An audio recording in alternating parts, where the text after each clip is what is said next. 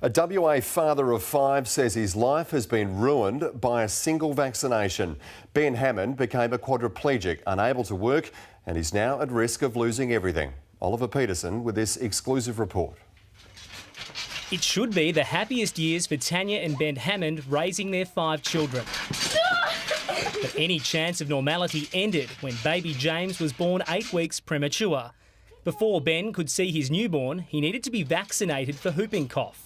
It almost killed him. For a good 6 months in hospital, I couldn't move a thing. It was just a general tiny movements in limbs. I couldn't move my legs, I couldn't feel them. He became a quadriplegic. Horrendous, absolutely horrendous. Watching your husband go from the big Aussie man that he was to a complete quad. I'm now no longer a wife, I'm now his carer.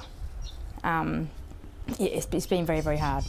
Ben spent the next 10 months in hospitals, most of the time at Royal Perth's Rehabilitation Hospital, where intense steroids, blood treatment and physio 4 times a day helped him to walk again.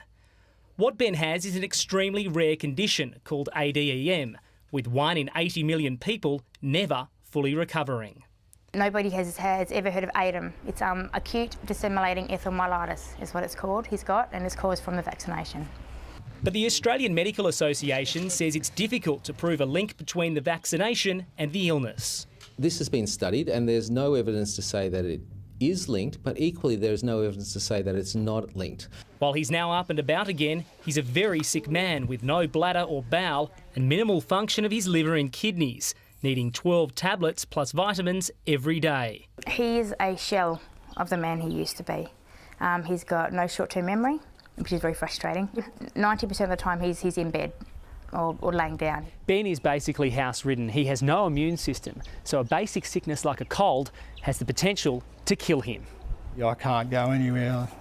It's just exposing my health and it's not worth it. Ben signed a standard legal waiver before the vaccination. Despite the efforts of 2 of Australia's biggest law firms, there is little chance of the family receiving any compensation.